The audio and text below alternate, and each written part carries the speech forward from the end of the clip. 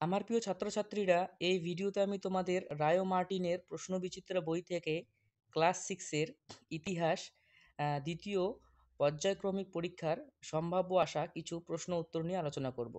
তো এখানে আমি 2 নম্বরের স্কুল বোলপুর গার্ল হাই স্কুলের আসা কিছু প্রশ্ন উত্তর নিয়ে আলোচনা করব। তো এখানে একের দাগের প্রশ্নগুলি হচ্ছে সঠিক উত্তরটি বেছে নিয়ে লেখো, যে কোনো 5টি। তো এখানে 1 নম্বর প্রশ্নটি হচ্ছে, ভারতবর্ষে যে যে উপজাতির মধ্যে মেগাথিল ব্যবস্থা প্রচলিত আছে তা হলো মুন্ডা ও খাসি, খাসি ও ভিল, না কোল ও মুন্ডা, না কোল ও ভিল। তো এর উত্তর হবে মুন্ডা ও খাসি। এরপর 2 নম্বর প্রশ্নটি হচ্ছে, ঋগ্বেদের অংশ হলো শ্রুতি, আহ, ত্রস্ত্র, ভেক, স্তুতি, না শ্লোক। তো এর উত্তর হবে ভেক, শ্রুতি। এরপর 3 নম্বর প্রশ্নটি হচ্ছে, তৃতীয় বৌদ্ধ সঙ্গীত অনুষ্ঠিত হয় বৈশালীতে, পাটলিপুত্রে, রাজগৃহে, না কাশ্মীরে। তো এর উত্তর হবে পাটলিপুত্রে। এরপর 4 নম্বর প্রশ্নটি হচ্ছে, বোধবৃক্ষ হলো আম গাছ, বট গাছ, পিপল গাছ, না তেঁতুল গাছ। তো এর উত্তর হবে পিপল গাছ। এরপর 5 নম্বর প্রশ্নটি হচ্ছে, কোনটি বেমানান? নানাঘাট, নাসিক, কার্লে, হাতি গুম্ফা শিলালেখ। তো এর উত্তর হবে নানাঘাট। এরপর 6 নম্বর প্রশ্নটি হচ্ছে, সমুদ্রগুপ্ত দক্ষিণ ভারতের 9 জন, 10 জন, 11 জন, না 12 জনকে পরাজিত করেন। তো এর উত্তর হবে 12 জনকে পরাজিত করেন। এরপর 7 নম্বর প্রশ্নটি হচ্ছে, বজ্জী গণরাজ্যের রাজধানী ছিল বৈশালী, চম্পা, পুরুষপুর, না ইন্দ্রপ্রস্থ। তো এর উত্তর হবে বরিশালী।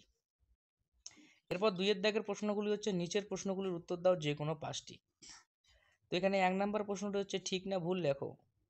বৌদ্ধ ধর্ম প্রচারের ভাষা ছিল সংস্কৃত। তো এর উত্তর হবে ভুল। এরপর 2 নম্বর প্রশ্নটি হচ্ছে, শূন্যস্থান পূরণ করো। শক রাজ রুদ্রদামনের সম্পর্কে জানবার সব থেকে গুরুত্বপূর্ণ শিলালেখ হলো ড্যাশ। তো এর উত্তর হবে জুনাগড়। এরপর 3 নম্বর প্রশ্নটি হচ্ছে, সকলোত্তর পথনাথ কাকে বলা হতো? তো এর উত্তর হবে হর্ষবর্ধনকে। এরপর 4 নম্বর প্রশ্নটি হচ্ছে, আদি বৈদিক সমাজের প্রধান সম্পদ কী ছিল?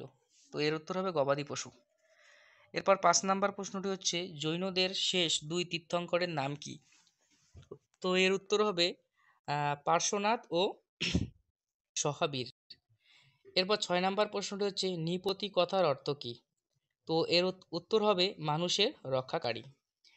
এরপর 7 নম্বর প্রশ্নটি হচ্ছে, কবে থেকে শকাব্দ গণনা শুরু হয়? তো এর উত্তর হবে 78 খ্রিস্টাব্দ থেকে। এরপর 3-এর দাগের প্রশ্নগুলি হচ্ছে, নিচের প্রশ্নগুলির 2-3টি বাক্যে উত্তর দাও, যে কোনো 2টি। তো এখানে 1 নম্বর প্রশ্নটি হচ্ছে, ভারতীয় উপমহাদেশের জনপ্রিয় 2টি মহাকাব্যের নাম লেখো। তো এর উত্তর হবে রামায়ণ, মহাভারত। এরপর 2 নম্বর প্রশ্নটি হচ্ছে, তীর্থঙ্কর বলতে কি বোঝো? দিগম্বর কাদের বলা হতো? তো প্রথম প্রশ্নটির উত্তর হচ্ছে, জৈন ধর্মের প্রধান প্রচারককে বলা হতো তীর্থঙ্কর। এরপর প্যারার উত্তরটি হচ্ছে, মহাবীরের মতো ভদ্রবাহু ও তার অনুগামীরা কোনো পোশাক পরতেন না, এর জন্য তাদের দিগম্বর বলা হতো। এরপর 3 নম্বর প্রশ্নটি হচ্ছে, হর্ষবর্ধন ও দ্বিতীয় পুলকেশীর লড়াই এর ফল কি হয়েছিল? তো এর উত্তর হবে হর্ষবর্ধনের সঙ্গে চালুক্য শাসক দ্বিতীয় পুলকেশীর লড়াই হয়েছিল। দুজনেই পশ্চিম উপকূলের বাণিজ্যিক বন্দরগুলি দখল করার চেষ্টা করেছিলেন। এই যুদ্ধের ফলাফল হর্ষবর্ধনের বিক্ষোভে গিয়েছিল। আই হোল প্রস্তুতি। দ্বিতীয় পুলকেশীর সভাকবি আহ, রবিকীর্তির লেখা তে বলা হয়েছে, যুদ্ধে হর্ষের হর্ষ আনন্দ স্নান হয়ে গিয়েছিল। এরপর 4 নম্বর প্রশ্নটি হচ্ছে, কুষাণ কারা?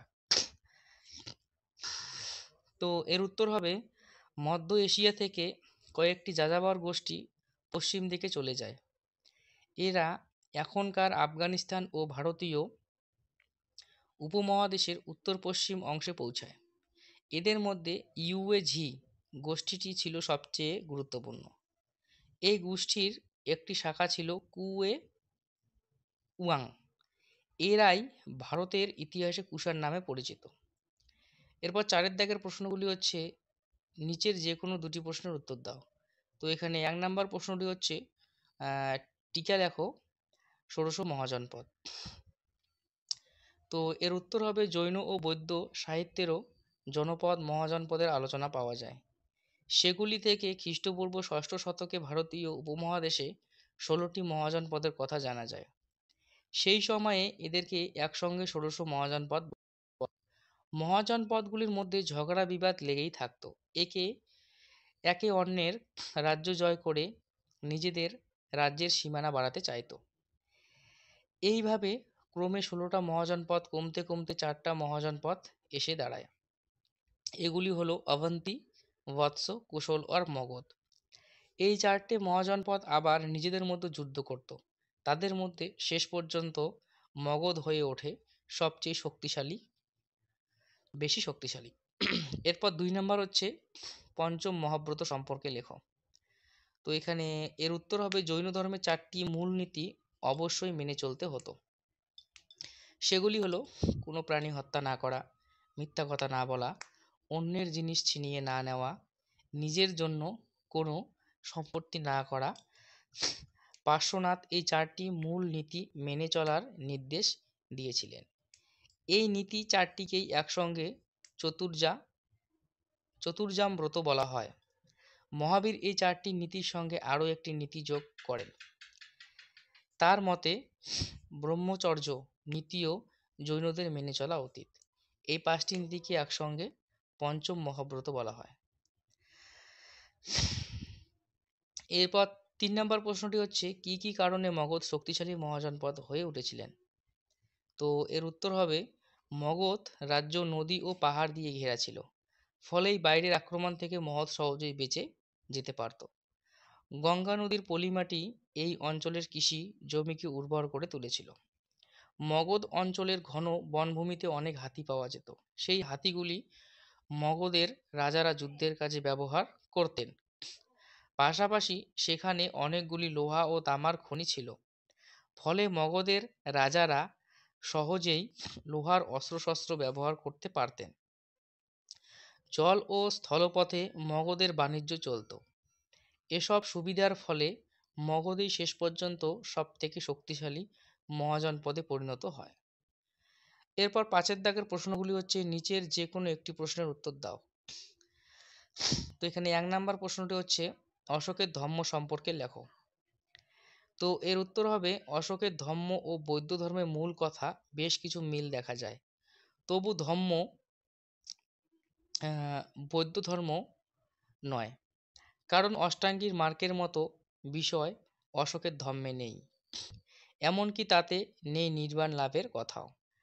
আসলে ধম্ম কতগুলো সামাজিক আচরণের ওপর বেশি জোর দেয়, হিংসা না করা এবং মূল কথা প্রাণী হত্যা বন্ধ করার ওপরেও জোর দিয়েছিলেন অশোক। এমনকি শিকার ও মাছ ধরাও উপরেও তিনি নিষেধ জারি করেন। অশোক ঘোষণা করেন এক প্রাণী অন্য প্রাণীর খাবার হতে পারে না। এর পাশাপাশি দয়া, দান, সত্য কথা এইসবের আচরণের কথা ধম্মে বলা হয়েছে।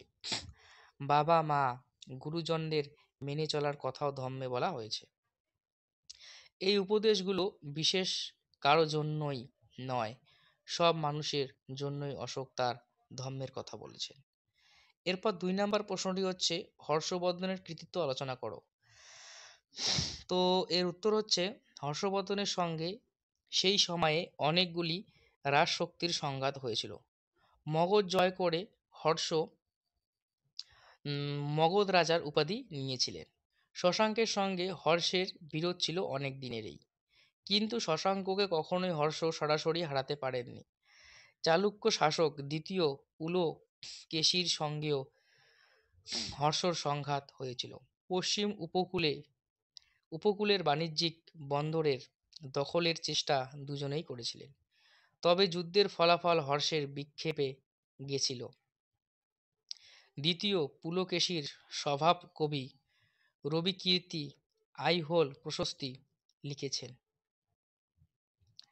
তাতে স্পষ্ট বলা হয়েছে যুদ্ধে হর্ষ আনন্দ স্লাম করতে গিয়েছিলেন। তো এই হচ্ছে আজকের কিছু গুরুত্বপূর্ণ প্রশ্ন উত্তর। তো ভিডিওটি ভালো লাগলে লাইক করবে, কমেন্ট করবে এবং বন্ধুদের মধ্যে শেয়ার করবে এবং চ্যানেলটিতে নতুন হলে অবশ্যই চ্যানেলটিকে সাবস্ক্রাইব করবে। ধন্যবাদ।